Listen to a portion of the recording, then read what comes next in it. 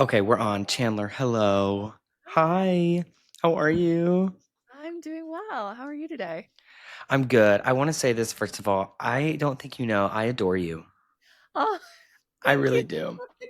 do. I really do. We did, um, obviously no one would know this, but we did a group together. And that was so fun and it was so sweet. It was, very Um, chaotic, very chaotic in nature, but I think we handled it very well together. I think we did. Yeah. Yeah, and we were like last minute, it was like we're gonna do this thing, Oh, and then we went and did it.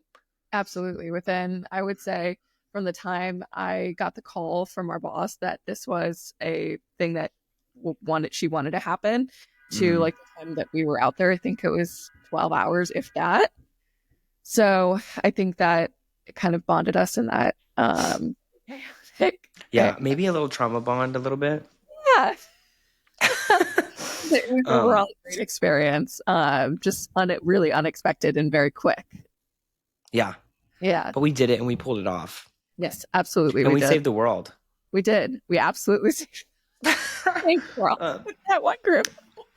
I love that. So I'm really excited to talk to you because I know like a lot of your specialization is working with teens and children. Yes. Yeah. And that is a group that quite frankly like scares me. Yeah. Um, It was I scary. think I was a pretty rebellious teen, and then I'm also like I don't want to mess like kids up. So I'm Yeah. like excited to talk to you about that, but I want to first off talk about like who you are. Yeah. Because and I'm curious because I don't know that much about you. I know you're from California. I am. Yes. But I want to know like where did you go to school? What got you into therapy? Ooh. Like So what's your lore? what's my lore? Okay. So I actually started within the field of psychology at a pretty young age. I'm from California, and the area that I'm from, the school district that I'm in, had kind of like almost like a charter school where you have like there's there's a lottery system, and if you get in, you basically get in a class that you're there half the day, and it's for people who kind of already have an idea of what they want to do, and it gets you set up for college.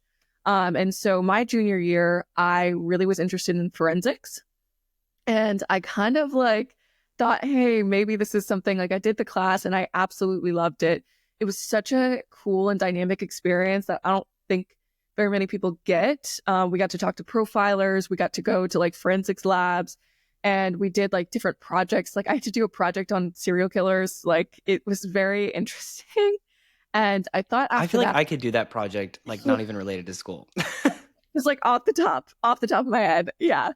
And so I really, really enjoyed that. And I thought, oh, maybe there's something there. Like maybe I want to work for the FBI. And the older that I got, the more that I realized, okay, that's not what I do want to do.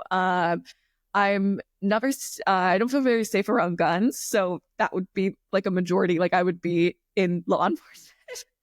So I kind of steered away from that a little bit, but I kind of thought, okay, what is it about this job that interests me? And the older that I got, the next year, my senior year, because it was a junior and senior thing, I did a psychology course. So in that, we had to create a symposium or a research project.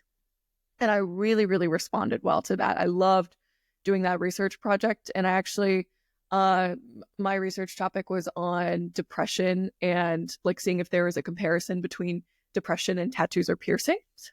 So it was really cool. Uh, Was there a connection? Did you find a connection? Very slight, yes.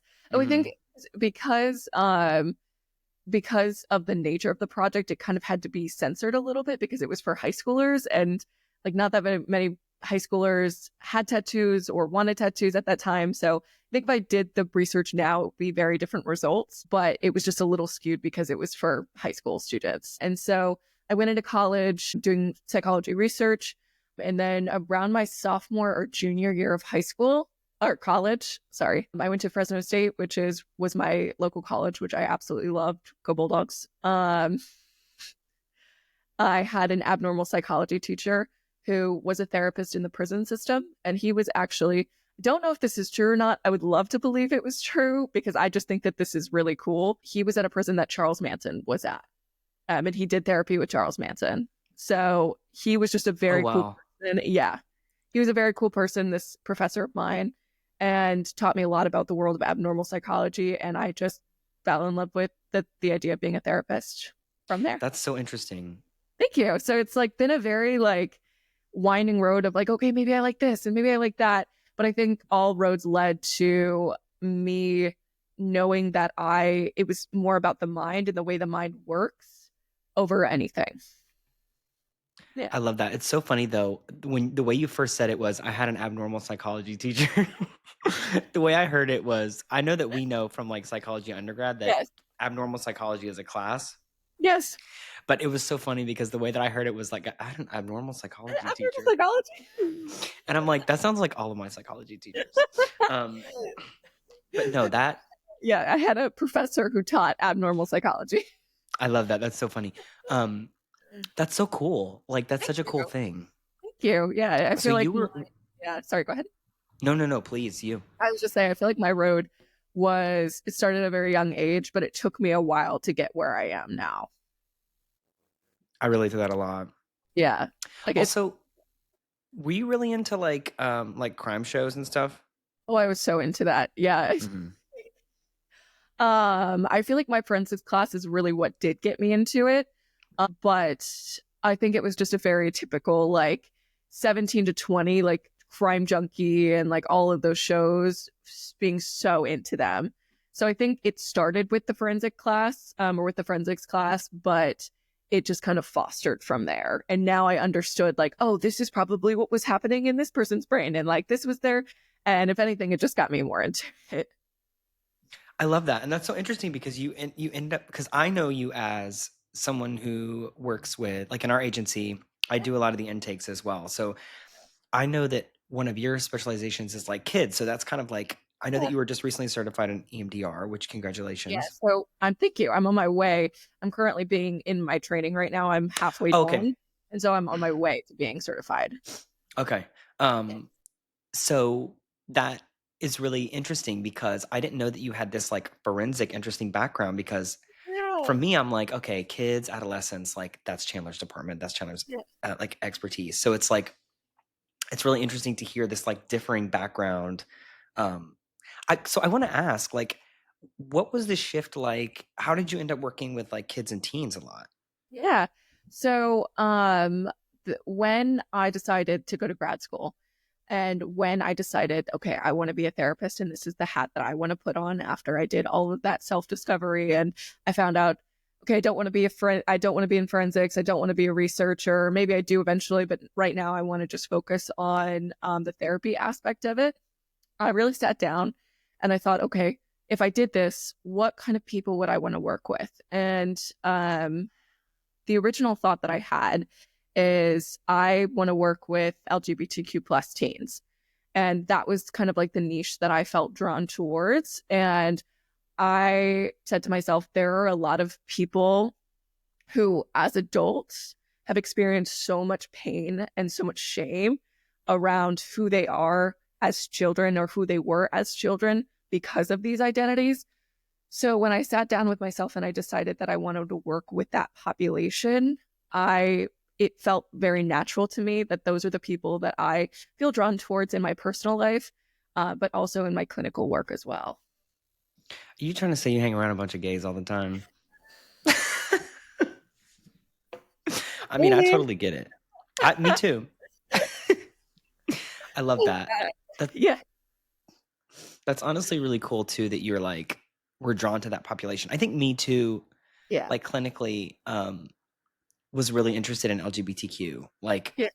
that was kind of like from like a selfish perspective though. I'm like, but it's like, but yeah, that's really interesting. So I want to ask about with children and teens that you work with now, Mhm. what are kind of some of the common things that you see coming up when you're Yeah. working with a kid or a teen? So there are a lot of different issues that I work with. I would say the biggest ticket issues right now, or the biggest intakes for presenting problems that I'm seeing. Anger is definitely one of them. ADHD in the classroom. A lot of like behavioral things. Some trauma. and also kind of like children that are experiencing divorce in their family. And so there are some adjustment issues based on the divorce. Okay, that's curious you bring that up. What are some of the big what are some things that you feel like are like characteristic of divorce with kids? Yeah. So when a child is going through a divorce, it's mostly like transitional issues. So, and all of the feelings that go along with those. So, let's say they have to move to a separate house. So, for example, like say a client, their parents recently got divorced and they now have to live at two separate houses. So, having feelings around that, or just general like sadness or anxiety around, I don't really know what this time means for me, my parents don't act the same anymore, or my life doesn't look the same anymore. So just like we would think with transitional times, like an adult, like an adult who's coming in for transitional issues, children face these as well. It just might look a little bit different. Or, for example, like if their parents recently got divorced and their parents start dating somebody new, and now the new person is being introduced to the kid. So all the feelings that come with that as well. Yeah, I can only imagine like my parents weren't divorced, and so I can only imagine like the feeling of a new partner coming in Oh and what yeah, that's like from a kid's perspective. absolutely.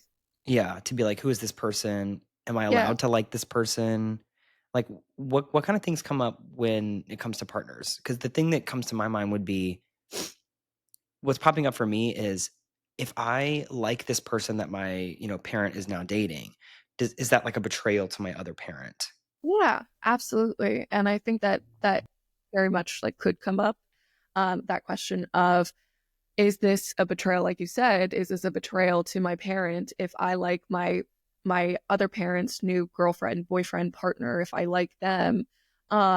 Luckily that's where I have some really great parents that they have really tried to psychoeducate their children to take a stance of, this is somebody that we are adding to our lives. This does not subtract from our lives, or this does not subtract from our relationship with you and me. If anything, it's adding more people to love. So I think that's a really beautiful thing that I'm seeing, is more of like, this is adding rather than this is taking away or this is subtracting from our love.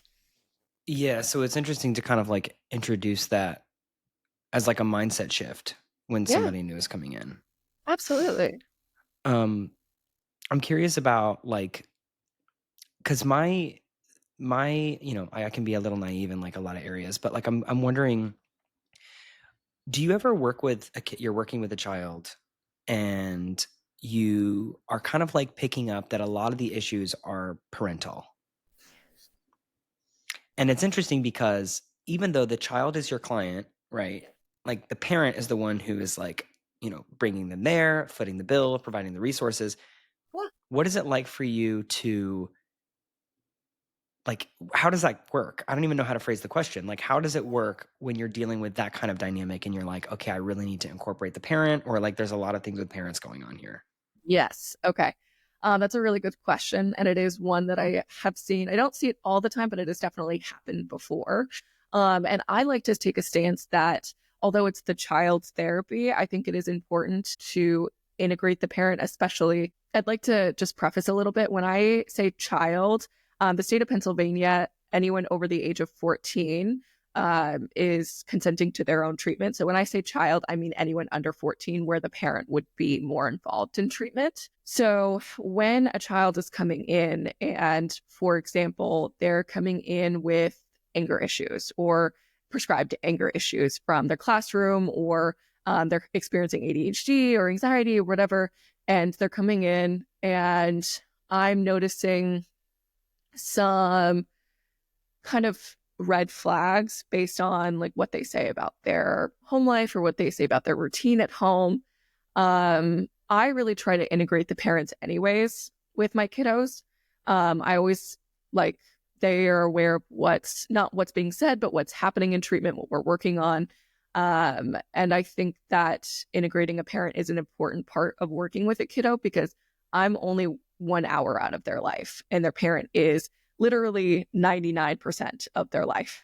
So if the parent is not being helpful, or isn't open to seeing or integrating some of those coping mechanisms that we learn in session, the kid's probably not going to be able to maintain them. So I look for red flags just in what they talk about their home life. Also, a really good indicator is how does the parent interact with me about therapy? So is the parent, say, a little bit too excited, or not too excited, but like too curious about what's happening in session? Are they almost like trying to eavesdrop on what's going on? Or are they not interested at all and don't want to know anything? Or so you learn to pick up like on these cues of how interested does the parent seem? How eager are they to integrate what the kid is learning in session to real life? And yeah. So to kind of sum up what I was saying, I think it is a part of therapy with children that you also have the parent be part of the treatment as well. And I'm not asking parents to take responsibility or asking them to like shoulder the blame for anything. But I do think, like I said, it is a big part of working with children is having having an understanding of what their home life is like. And is there something that I can teach either the child or the parent in order to help outside? So you brought up something that's really interesting that I'm curious about, just because I don't know the super logistics of. I know that when we're working with people like in the state of Pennsylvania, which is where we are now, under 14 is like above 14 is what you're saying is like they can themselves consent to therapy and seek out therapy. Yes. Yeah. So, oh, sorry, go ahead. No, please go off. Mm-hmm. So essentially the law is, at least I don't know if this is with all medical professionals or just therapists. The law states that children over 14 have to sign for their own paperwork. So the parent can get what's called a release of information where the child signs. And then I can talk to the parent about billing and scheduling from there. But if you are over the age of 14, you are signing all of those documents by yourself. Yeah, so that's interesting. I wanted to bring up something too, because it's like when we are in session with someone who's under 14, right? What kind of things do we keep to ourselves or Mhm. keep in session? And what kind of things do we bring up with the parent? I mean, where is the line for that kind of stuff? So I always have a conversation every first session with all of my parents for my kiddos under 14. I always say that I am completely comfortable letting them know what we're working on, but there needs to be an air of confidence, or not confidence, confidentiality. Sorry. Because when you develop that rapport and that trust, the kid needs to know I can talk about some pretty deep stuff in here, and you're not going to go run and tell my parents.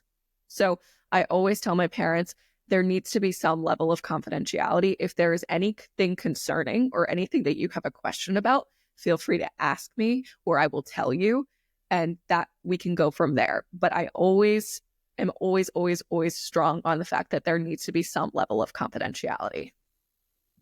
Yeah, and I feel like, especially if you're working with kids who are more resistant to treatment or to even like simple conversation, I would think that, yeah, I would think me as a kid, I would say, I'm not going to tell you anything because you're just going Yeah. to go tell my parents. I'm just going to go tell my parents. Yeah. How long does it take when you work with kiddos like that? Like, how long does it take um, before have you ever had a session where you like really struggle to build rapport, or you have someone who's really resistant who maybe has a lot of defenses up? Yeah, absolutely. I think it is definitely not anything that I haven't experienced before. I think that with those kiddos, it really just depends. Which I mean, that's a phrase that we love saying in therapy is that it depends. Um, the first and Right. foremost thing that I am trying to establish is that I am a place that they can feel at peace at. And I never use the word safe because I can't make that assumption or that guarantee for them, but I am going to guarantee that that this is a space where they can feel open.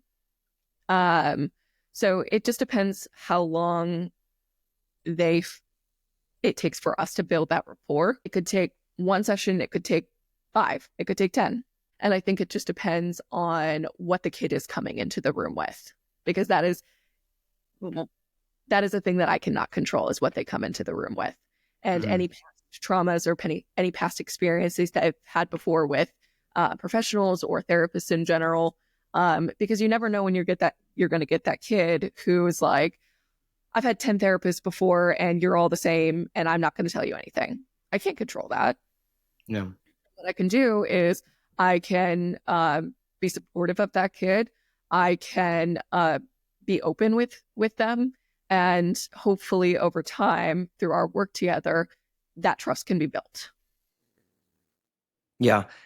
Have you seen, I'm sure you have, but I'm just curious about what it's like for you as a clinician when you're working with someone who has been really resistant or has not felt super comfortable opening up there in the beginning, and then they finally come around, and then kind of like later on in like treatment or working with them, they're kind of like functioning at a level that was completely different from the beginning. Like, what is that for you as a clinician?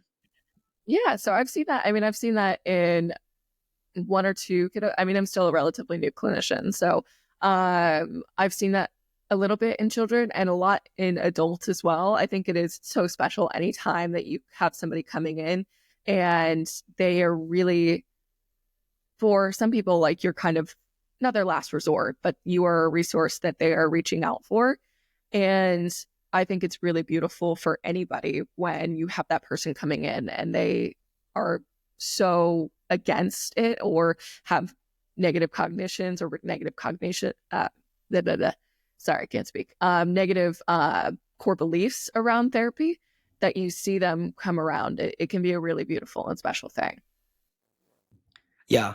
And yeah, just what you're saying, I'm thinking about like some people specifically that I've worked Yeah. with that I'm like, I remember when we first started working together and how they're just like, I don't know about Yeah. you. And then kind of like over time, how that relationship has like, there's been like a sense of safety and security. And then we're able to kind of like talk. And now it's like our dynamics are like completely different when we Yeah. start a session. Absolutely. Yeah. And how much it changes is crazy. Hmm. It's interesting. You touch on something about that I read because I read up. I did a little bit of research. So I want to talk to you a little bit about relational cultural theory and like your relationship to that. Yeah.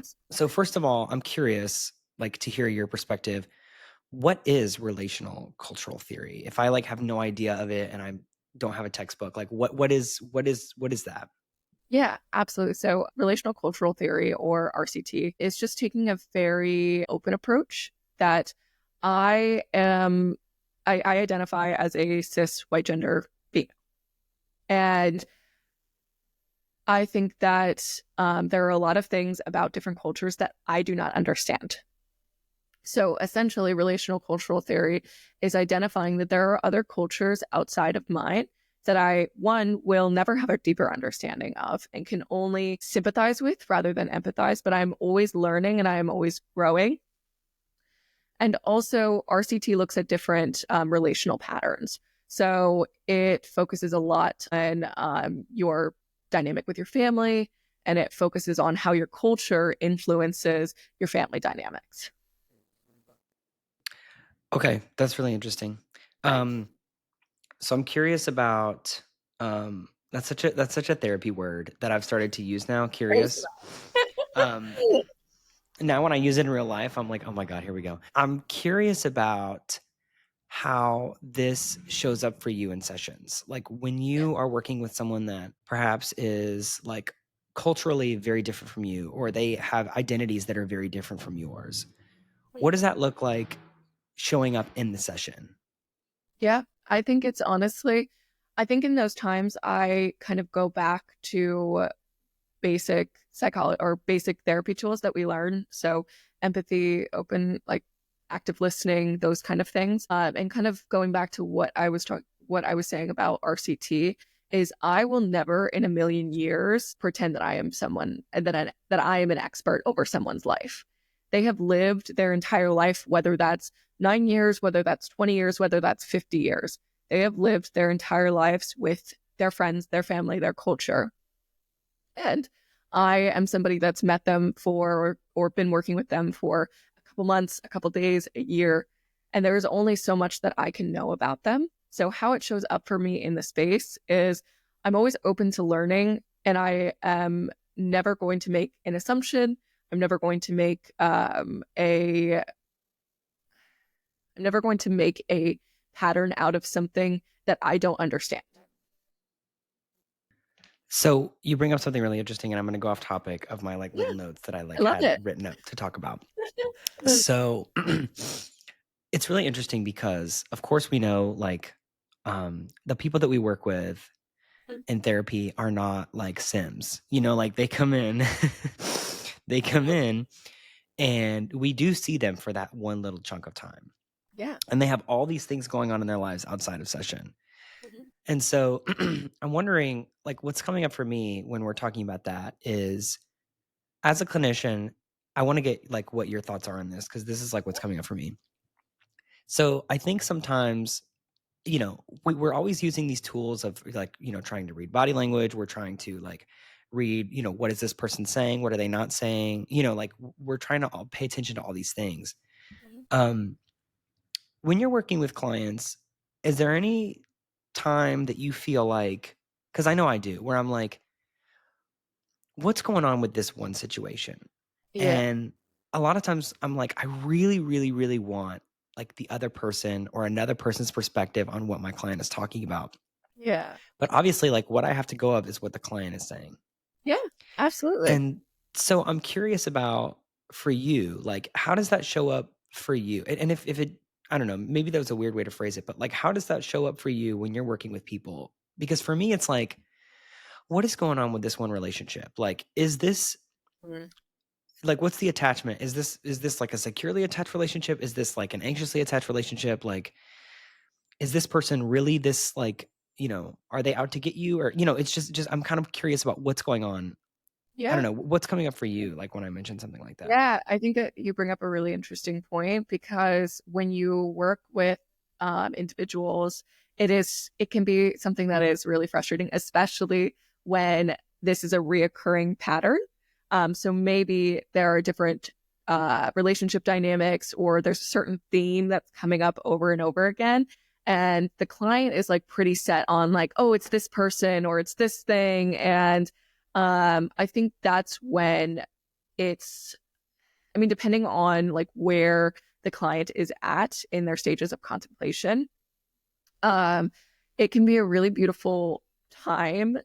And sometimes this doesn't always go well. You kind of have to use like your professional insight to let them or to kind of feel out if they would be open to exploring these different themes. But that is when I try to go deeper with them and I try to get them to explore. I might bring up a couple of different themes that I'm noticing. I might say something like, I've heard you talk about a few times, XYZ, like this different type of thing. I'm curious, do you think any of those situations, do they have a commonality or do they have a common or something in common? And I might package it like that, of looking at it like a commonality versus something that's wrong with them. And so we can explore deeper.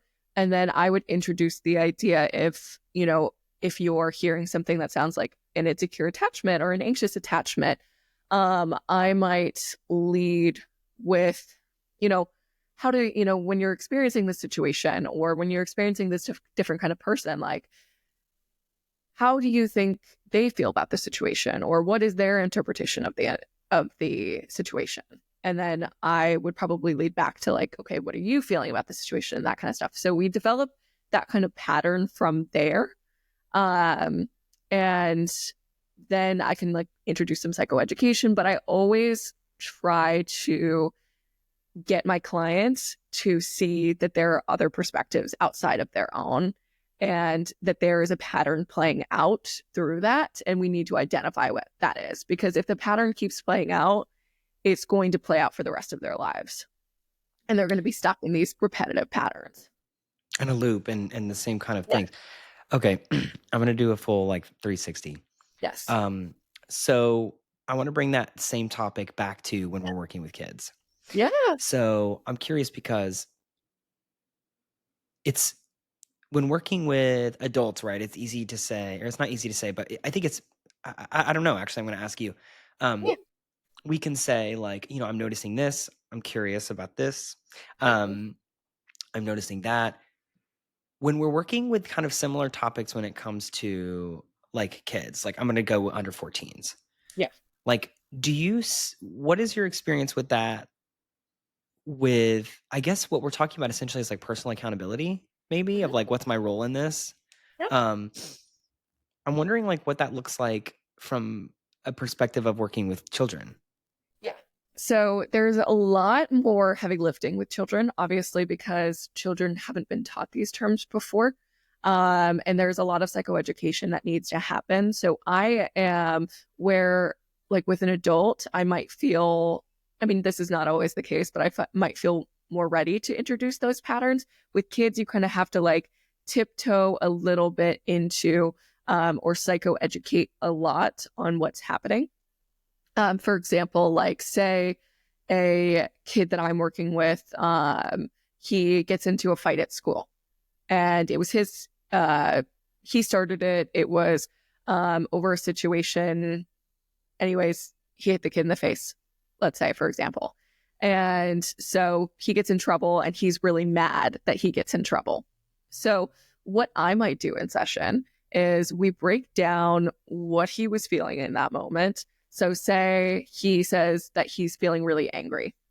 And so, I might, depending on like where we're at in our rapport building, I might challenge that a little bit with a little bit of psychoeducation, doing like an anger iceberg, which assesses deeper underlying emotions for anger. So I might say, it sounds like you were really feeling angry. What made you angry about that? And say the kid said, he stole my pencil at lunch or whatever. And I might say, I hate good. when that happens. Yeah, I hate when that happens. I hate when people steal my Hate it. pencils. Um, and it sounds like you were feeling disrespected, or it sounds like you were feeling hurt. Is that true? Or does that sound right? And they'll say, like, yeah, I think I was hurt. And then I'll kind of probe them and ask them to tell me more times that they've felt hurt and that's made them angry. And so what you're doing there is a kid, especially, I would say around the age, I would say anything under 9, um, they don't have the most ability to use not cognitive thinking, but use that higher level of processing. Anything past like 10, 11, 12, they do have a little bit more, but it's not to the level adults have. So they can't do that kind of processing. So with a kiddo, you're focusing on the feelings and you're focusing on the emotions, and you're also focusing on the behaviors. So you're identifying emotions that go on with behaviors. And that's really the first time that they're introduced to that kind of thinking. So it's like I said, it's a slower process. That seems like super helpful though. I mean, I feel like when I was younger, if things would have been broken down that way, I wouldn't have had such problems with accountability in my early 20s. I think that's very true. How when we're introduced to that language at such a young age, it can be really helpful when we have those words to be able to talk about some of these things that like not explain or not justify the behavior, but say, hey, I was feeling really hurt in this moment and I acted in this way. So be able to have that verbiage is something that's very special. Yeah, and I think it, like, spreads out to so many more things. Mhm. Like, that connection that you make spreads out to so many other things. I mean, I know, like, I'm thinking about, you got me thinking about my own childhood, um, which reminds me of, this is slightly off topic, but I've completely forgot about this. We did a sandbox training, didn't Oh we? my God. Yeah, we did. Yeah, we were partners for the We sandbox were training. partners. I completely forgot about that. We did a what is it called? It's sand trait therapy? Right, therapy. Yeah. Yeah. Where we basically had a clinician came in who taught us how to use sand trait therapy, which oh gosh, now I have to like briefly. It's just basically where you have a bunch of different like items and characters, in the sand where you have like, kiddos, or I mean, I guess adults could do it. I Adults, might be able to. absolutely. We I've did done it it. with, or yeah, we did it. It was Yeah. great. And you basically create a scenario in the sand, and then you can talk about what's coming up for you in the scenario. And I feel like just hearing about it, I'd be like, whatever, that's like BS. But like when I actually did it, I was like, oh my God, things are coming up for me. Yeah, um, absolutely. but yeah, it's interesting, like this like verbiage and having like ways to communicate things that I feel like I can only think internally, and I'm thinking about my clients as well. And I'm like, these kind of like being able to communicate these things would be really, really helpful Yeah, as a younger person, and then just making the connections as an adult. absolutely. And I think it's very helpful. The way I like to look at those kind of interventions is in childhood, it's very helpful because you don't necessarily have the words. And then for adulthood, it helps us remember the words that we've forgotten. And like Mhm. being connected to our inner child and be able to connect to those feelings that we often push down or forget about. Yeah, that's so true. And it's also like we're moving from, like, I think historically as human beings, right? Like we're in an age now where we can talk about like feelings, and we can use our words to describe like, hey, I don't like what you did, or I don't like what you said. Whereas opposed to maybe like a couple hundred years ago, right? It's like we don't we just act, so Yes. it's like as we're moving into like being able to like communicate more effectively as like a species, Hmm. like we are. Yeah, anyway, I'm getting too philosophical, but I love it. It's okay. I want to talk about one more thing with you while I have you here. I wanted to talk about OCD and children, Yeah. because I know that I read the article that you wrote about OCD in children.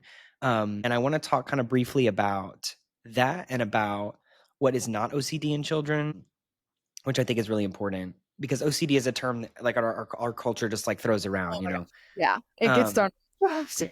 yeah, it's thrown around a lot. And so I'm curious about what is there anything coming up for you right now when I talk about like OCD in children, like what that looks like, what that is, like anything that's coming to mind? Yeah, absolutely. So I think that before we kind of get into OCD in children, there are a lot of different types of OCD that often aren't talked about. So when people look at OCD traditionally, they often think, oh my gosh, I am so quirky. I like everything to be clean, and I have to vacuum twice a week. And for the longest time, that's what people thought OCD was.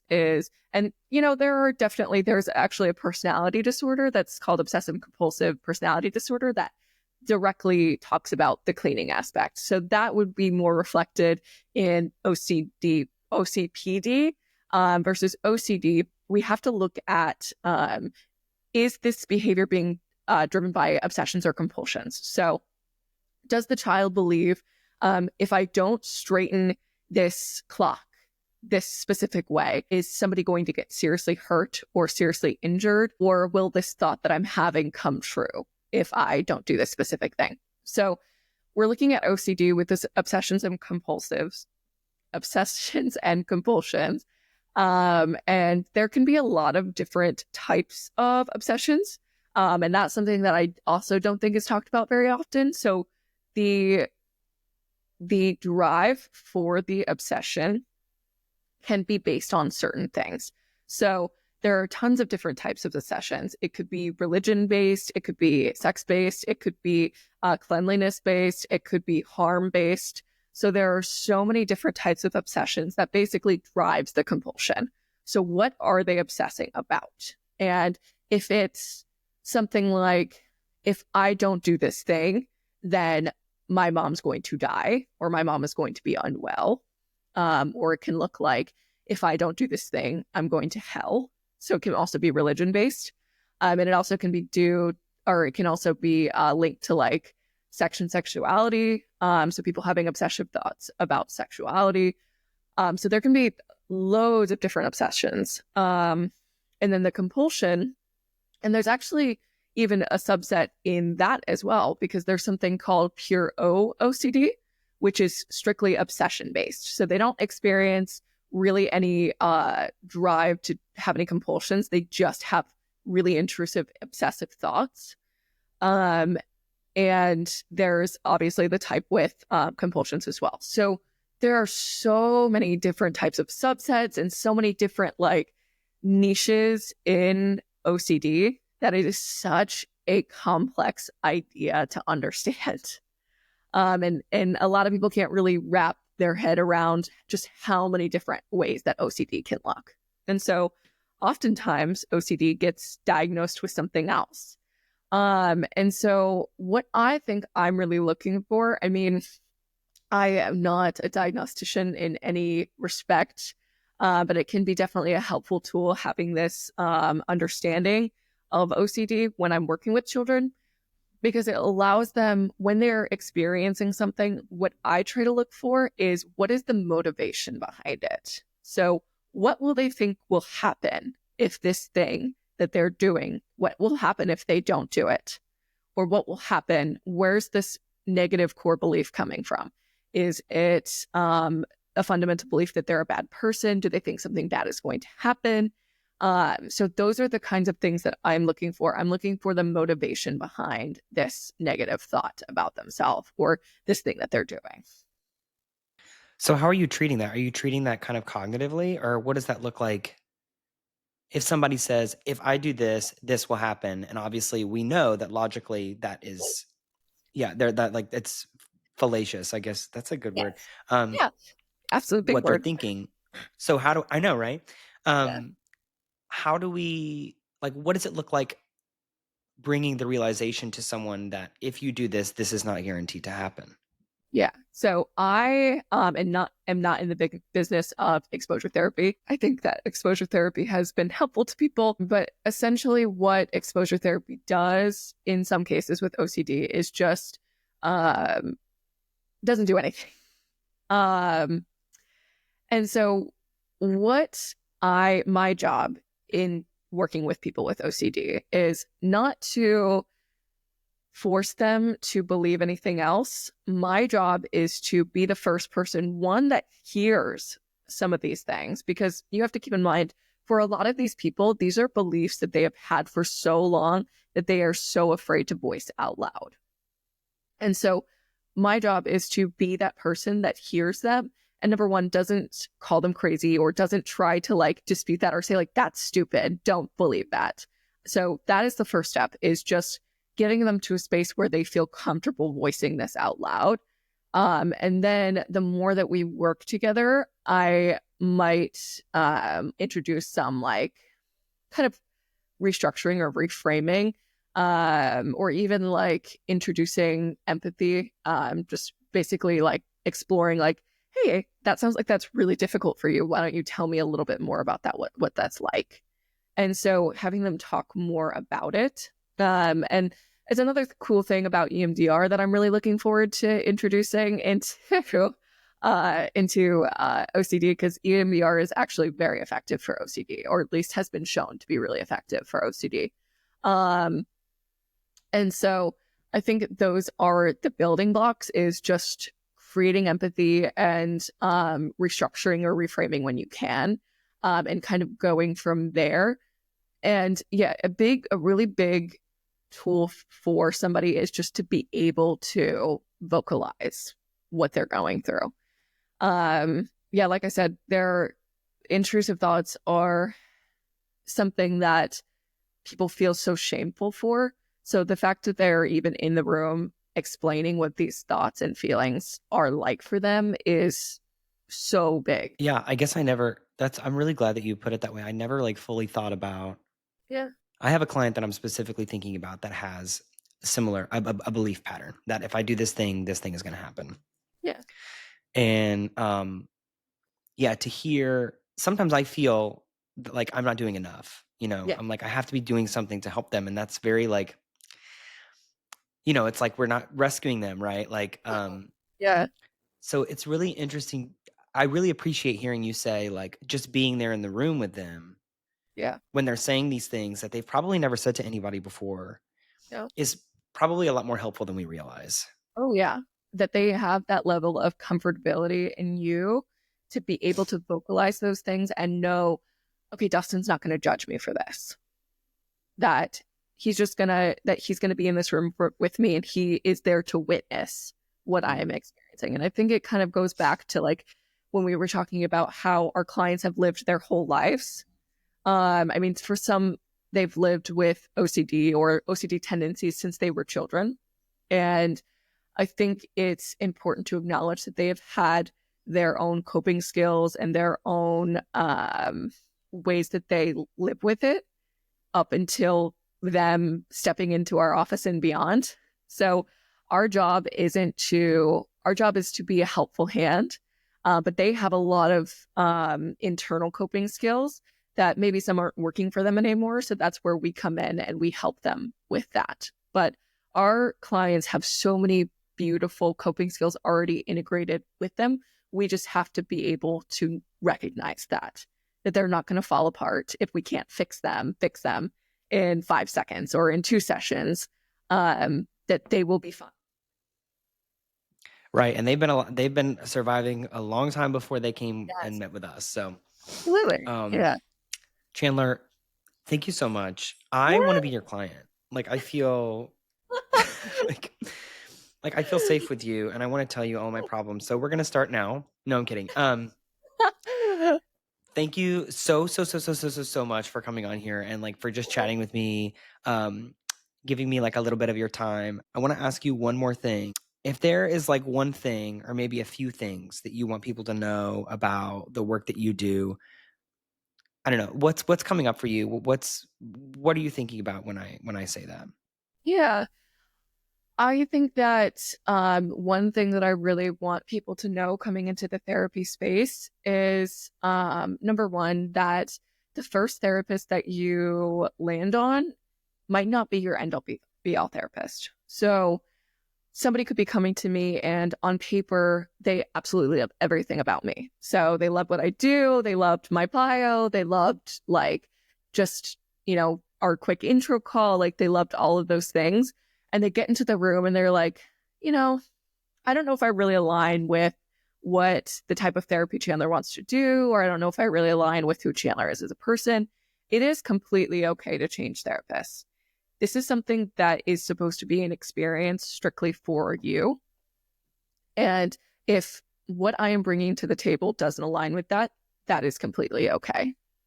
And I think that sometimes, and I don't know the exact research on this, but I know that clients and even therapists, like if there's a knowledge that this isn't a good fit and the relationship continues, because the biggest thing in therapy is the therapeutic relationship. That is the number one thing. Actually, you know what? I changed that. That's my number one thing, is that the therapeutic relationship is the biggest thing in therapy. And so It's true. it's true, is that you have to be 100%. I mean, you don't have to be 100%, but like very, very content with your therapist. Otherwise, therapy is not going to work. I'm sorry. It's interesting you said that because I'm still in grad classes. Yes. Gosh, but that is the sole like from the data perspective, like that is the biggest influencer into whether or not treatment is going to be effective is the relationship of the client with the therapist. Yeah, absolutely. Because why would you want to talk every single week or bi-weekly with somebody that you don't like? Why would you want to do that? If you wanted to do that, you'd just call your parents. I'm just kidding. You would, why would you pay, or why would you, not even financially, like just your time, why would you give that to somebody that you don't like and don't respect? Yeah. So I think that's my biggest thing for clients is if you don't like a therapist, it's okay to find another one. In fact, it's not only okay, it's good. You should find another one. Based on research, it is recommended to find a therapist that you like. Yeah. Chandler, thank you so much. Honestly, you kind of came out of left field. That was such a good, I wasn't expecting you to bring that in, but that is, I was just talking about that recently, in a TikTok video actually, but yeah, that's such good advice. I love that. Chandler, thank you so much for coming on. Hopefully I will see you. We don't work at the same time, so hopefully I'll see you in passing in the next week or two. All right. Yeah. And I know you have a session, so I'm gonna let you Yeah. go. But yeah, thank you so much for coming on, really. Thank you. It was great. Thank you. All All right. right. I'll talk to you Bye. soon. Bye.